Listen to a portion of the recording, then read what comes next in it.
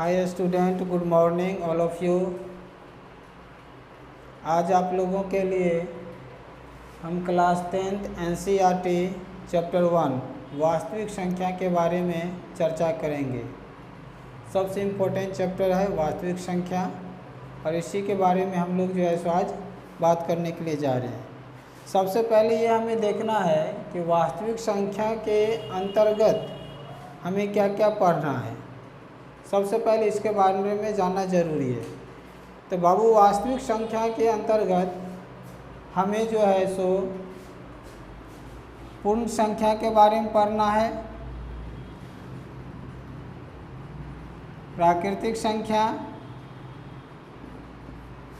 जिसको हम लोग नेचुरल नंबर बोलते हैं,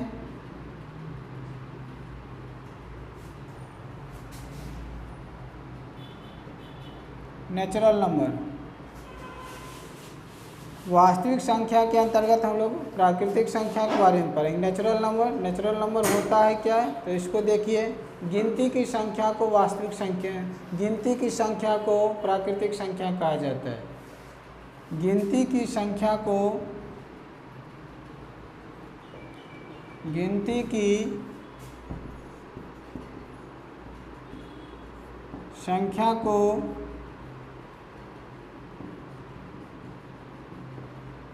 प्राकृतिक संख्या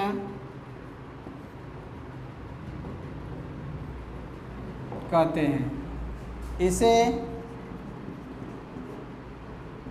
कैपिटल N से सूचित किया जाता है।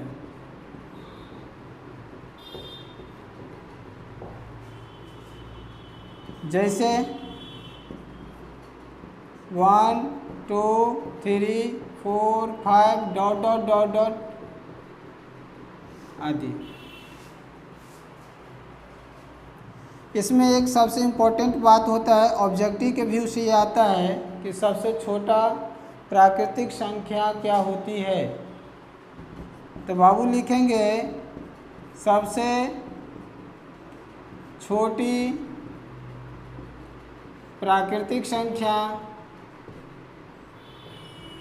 1 होती है, 1 होती है। इसके बाद हम लोग पढ़ेंगे पूर्ण संख्या के बारे में।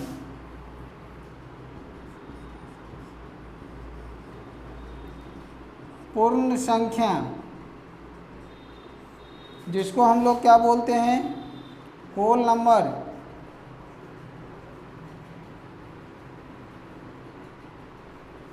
जिसको हम लोग होल नंबर बोलते हैं। और ये पूर्ण संख्या होता है क्या, पहले इसके बारे में देख लीजिए।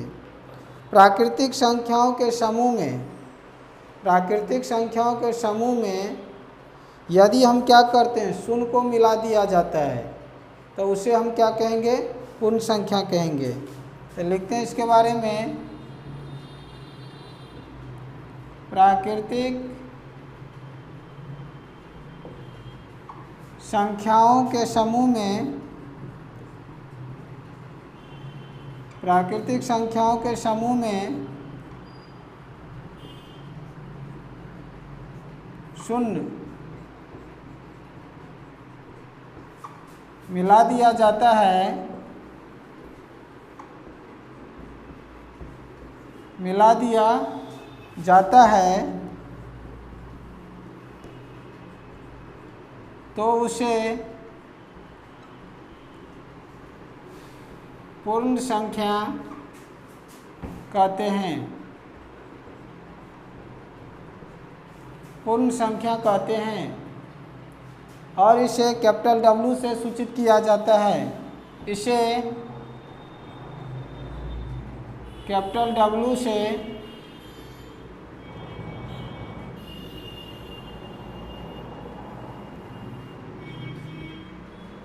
कैपिटल W से सूचित किया जाता है।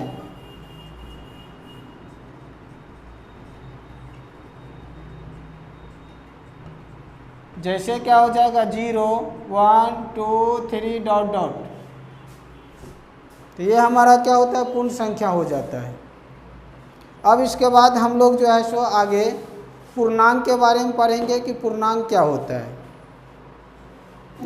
कि पूर्णांक क्या होता है। पूर्णांक को हम लोग इंटीजर्स बोलते हैं।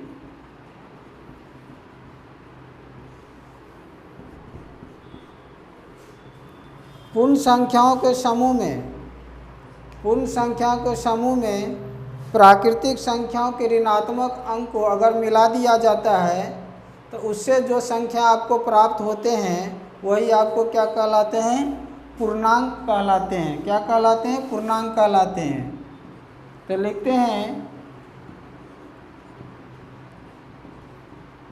पूर्ण संख्याओं के समूह में यदि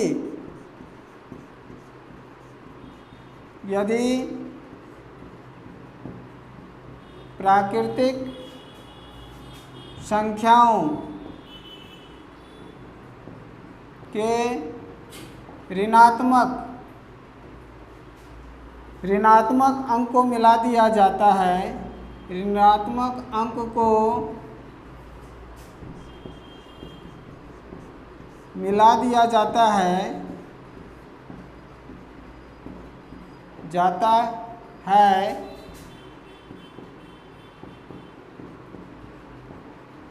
तो उसे पूर्णांक कहते हैं। क्या कहते हैं, पूर्णांक कहते हैं। इसे कैपिटल जेड से सूचित किया जाता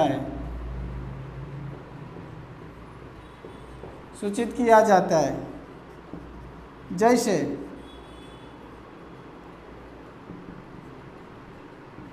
-3, -2, -1, 0, 1, 2, 3, 4 ... मतलब पूर्ण संख्याओं के समूह में प्राकृतिक संख्याओं के ऋणात्मक अंक को अगर मिला दिया जाता है तो उससे जो बनता है वह क्या होता है, पूर्णांक होता है। जेड से सूचित करते हैं।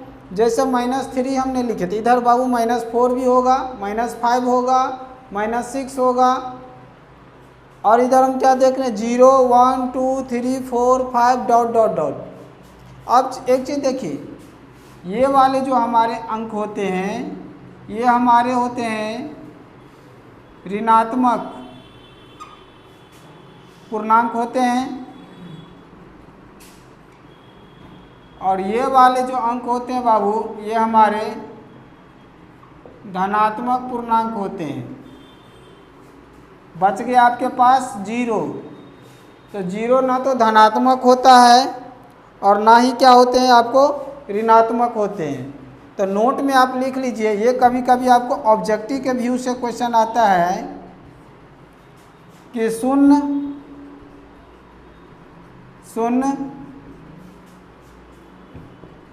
ना तो धनात्मक और ना ऋणात्मक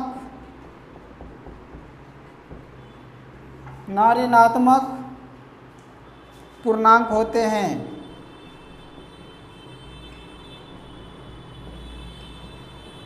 कोई आपसे ये पूछे कि 0 क्या है, धनात्मक है कि ऋणात्मक है, आप उसे बोलिएगा हमारा जो 0 है या शून्य जो है ना तो धनात्मक पूर्णांक होते हैं और ना ही तो ऋणात्मक पूर्णांक होते हैं।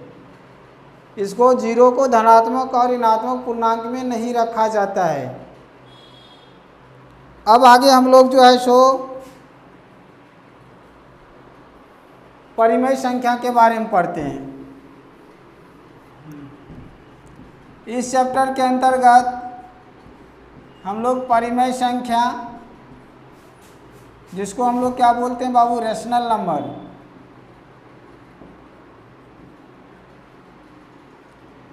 नंबर, ये पढ़ना है। परिमेय संख्या के बारे में पढ़ना है। परिमेय संख्या होता है क्या? जो संख्या p बाई क्यू के रूप में लिखा जा सकता है और p और q हमारा क्या होगा? पूर्णांक होगा और q का वैल्यू क्या होगा? 0 के बराबर नहीं होगा, तो वह संख्या हमारा क्या होता है? परिमेय संख्या कहलाता है। या आप इसे दूसरे ढंग से भी लिख सकते हैं, जो संख्या a बाई बी के रूप में लिखा जा सकता है,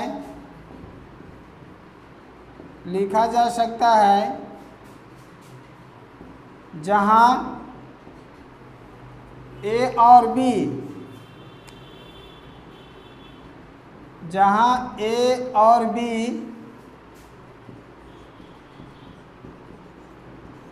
पूर्णांक है तथा b का वैल्यू 0 के बराबर नहीं होता है, तो उसे परिमेय संख्या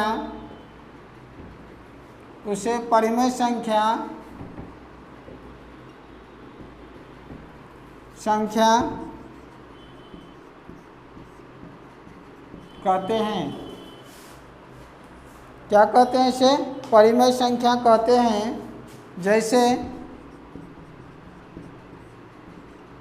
2/5, 7/8, 9/10, 22/7 आदि। बोर्ड के एग्ज़ाम में एक ऑब्जेक्टिव में आपका क्वेश्चन आता है कि 22/7, हमारा जो 22/7 है ये क्या है? तो बाबू 22/7 को परिमेय संख्या बोला जाता है। तो 22/7 एक क्या है? परिमेय संख्या है, परिमेय संख्या है। अब हम लोग अपरिमेय संख्या की बात करते हैं, के बारे में बात करते हैं कि अपरिमेय संख्या क्या होता है। अपरिमेय संख्या, जिसको हम लोग इरेशनल नंबर बोलते हैं।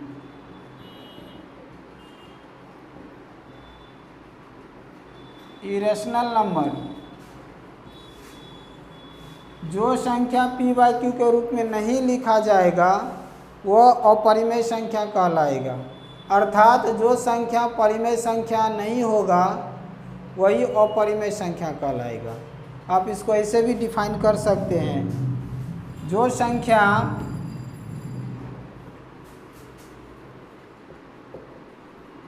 संख्या a बाई बी के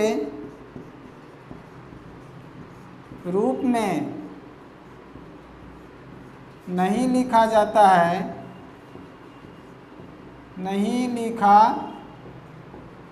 है, उसे अपरिमेय संख्या कहते हैं। अपरिमेय संख्या कहते हैं। जैसे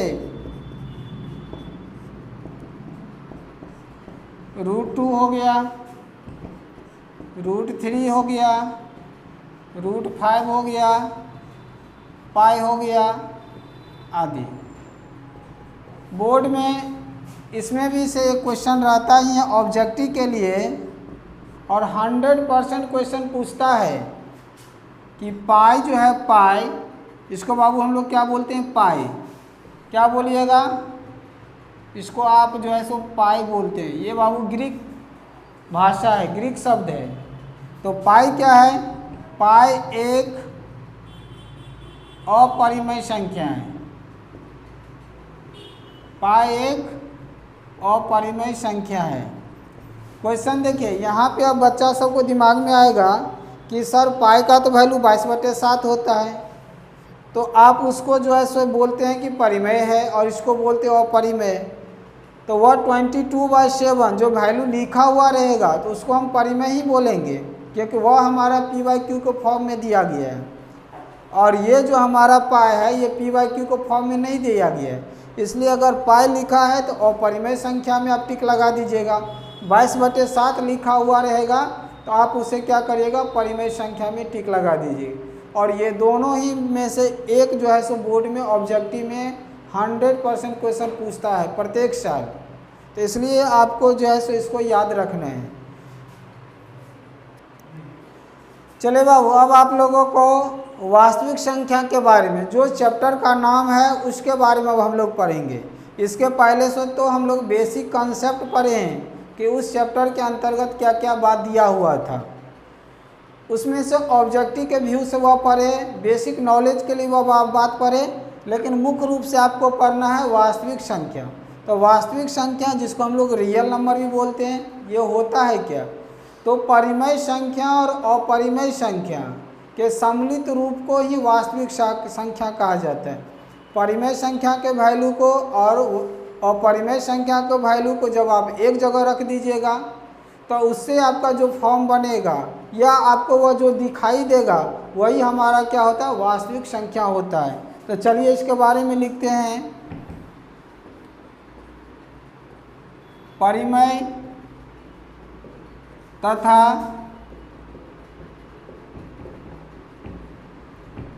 अपरिमेय, परिमेय तथा अपरिमेय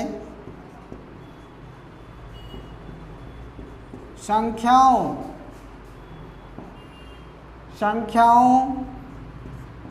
का समूह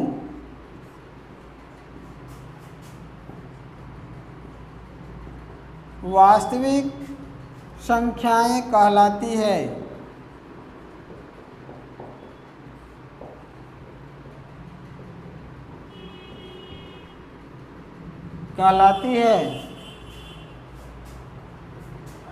जैसे क्या हो जाएगा, अब परिमेय संख्या मान लेते हैं 5/2, 7/8, 9/10 और ये हमारा हो गया √2, √3, √5, पाई डॉट डॉट आदि। तो ये सब क्या हो जाएगा, इसका एग्जाम्पल हो जाएगा। अब चलते हैं हम इसके गुण के बारे में। किसके गुण के बारे में?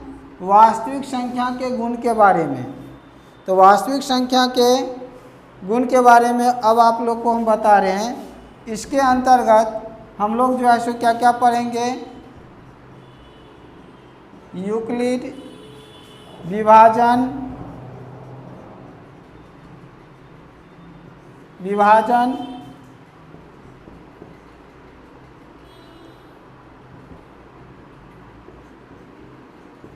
प्रेमिका, और दूसरा जो है सो हम लोग पढ़ेंगे अंकगणित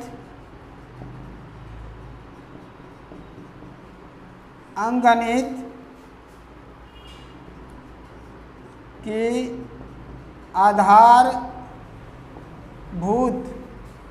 आधारभूत प्रमेय।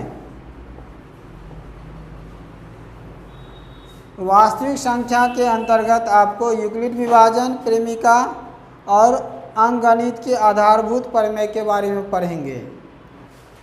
चलिए बाबू, अब उसके गुण में हमने यूक्लिड विभाजन, प्रेमिका और आधारभूत संरचना के बारे में चर्चा कर रहे थे। तो सबसे पहले यूक्लिड विभाजन, प्रेमिका, इसके बारे में पढ़ते।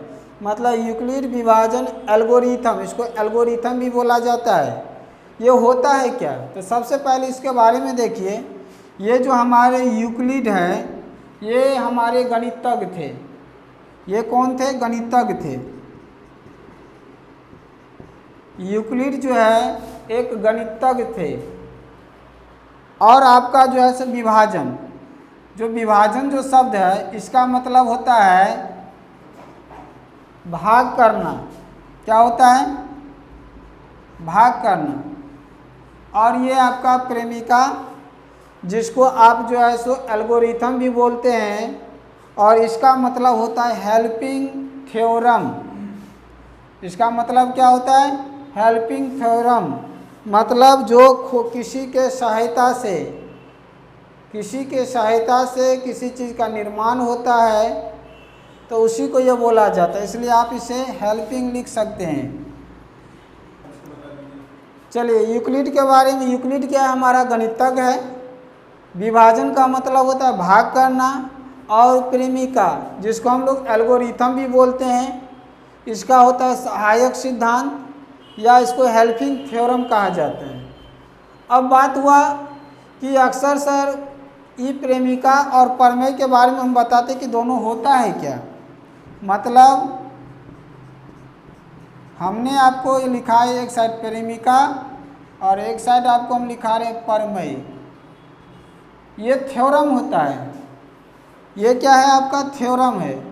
और थ्योरम होता है क्या, पहले चलिए अब आपको जो है सो प्रेमिका और प्रमेय ये दोनों में अंतर बता रहे हैं कि ये दोनों में अंतर क्या होता है। प्रेमिका का मतलब बोले कि हेल्पिंग थ्योरम, और प्रमेय का मतलब होता है थ्योरम। थ्योरम का जो मतलब होता है, जो पहली बार किसी भी चीज़ को जब ड्राइव किया जाता है, पहली बार किसी के भी सहायता से नहीं, वह खुद जो है सो खुद उसको तैयार किया जाता है, तो उसी को हम लोग थ्योरम कहते हैं। मतलब हम इसको ये लिख सकते हैं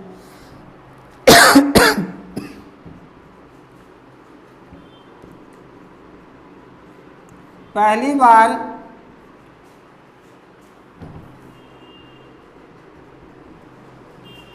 ड्राइव करना, पहली बार क्या करना, ड्राइव करना। जैसे आपको बताते हैं, पाइथागोरस साहब बिना किसी के मदद से उन्होंने बनाए थे कर्ण का स्क्वायर लंब का स्क्वायर प्लस क्या हो जाएगा, आधार का स्क्वायर।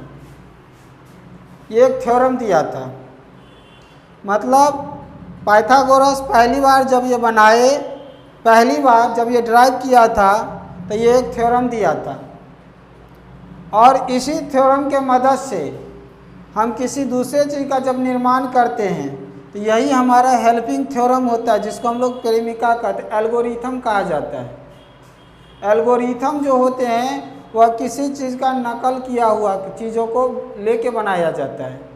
लेकिन थ्योरम जो होते हैं वह पहली बार किसी चीज़ को जब ड्राइव किया जाता है, दुनिया में पहली बार किसी चीज़ का जब ड्राइव किया जाएगा, तो वह शब्द हमारा थ्योरम में जाता है।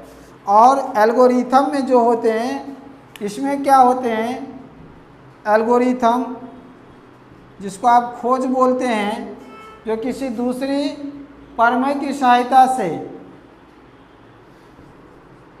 किसी दूसरी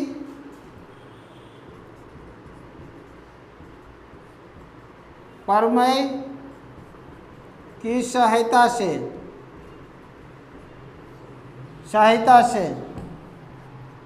मतलब किसी दूसरी थ्योरम के सहायता से जब आप किसी चीज़ को बनाते हैं, तो वही हमारा एल्गोरिथम होते हैं। और जब आप किसी के भी सहायता से नहीं बनाते होंगे, तो वह हमारा थ्योरम कहलाते हैं। तो यूक्लिड विभाजन, एल्गोरिथम या प्रेमिका, इन्होंने क्या किया, इन्होंने दो शब्द लिया, दो अंक लिया। जैसे मान लिया जाए कि एक ए है और एक बी है, और ये ए हमारा जो है वह बी से क्या है, बड़ा है। तो जब इन्होंने क्या किया, इसको डिवाइड किया, तो डिवाइड करने के बाद कोई न कोई तो रिमाइंडर आया होगा, और जब इसको डिवाइड किया तो क्या आया होगा, क्यू आया होगा। जैसे देखिए, जैसे मान लेते हैं कि हमारे पास 5 है, हमारे पास 7 है। जब 5 को 7 से करेगा तो 1 बार। तो यहाँ पे आप अगर देखते हैं, तो आपका जो है भागफल, आपका भागफल जिसको आप क्यू बोलते हैं, ये 1 आया है। और आपका ये शेषफल जो है जिसको आप आर बोलते हैं, तो ये 2 आया है। तो इन्होंने क्या किया था, यूक्लिड साहब दो अंकों को भाग के विधि से क्या किया था, एचसीएफ ज्ञात किया। समझे ना, मतलब इन्होंने एक फार्मूला को ड्राइव किया और उन्होंने लिखा ए बराबर बी क्यू प्लस आर, जहाँ क्या हो जाएगा, कि हमारा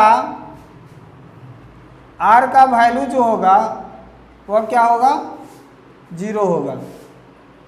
तो अब बात तो ये हुआ, समझे ना, कि यहाँ पे अब कहिएगा सर ये कौन बड़ा सा तीर मार लिया, ये तो पहले से ही था, क्योंकि आपने पहले से ही एक फार्मूला पढ़े थे, भाज बराबर भाजक गुने भागफल प्लस शेषफल पढ़े थे, जो हमारे क्या होते हैं, भाग के जांच होते हैं। ये भी वही चीज़ है, लेकिन उन्होंने क्या किया, थोड़ा सा इसको मॉडलाइज कर दिया,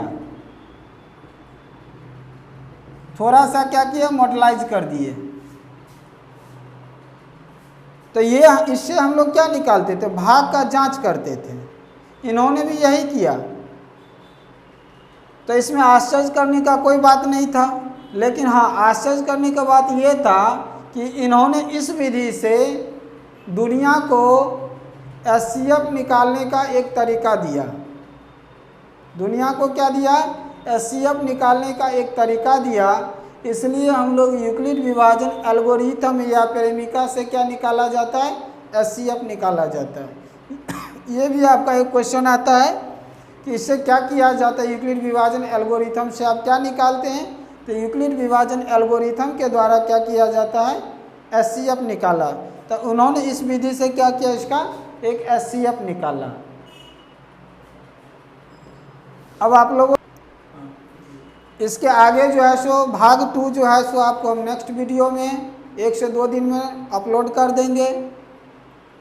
आप लोग को चैनल अच्छा लगे तो सब्सक्राइब करें, लाइक करें और अपने दोस्तों से शेयर करें।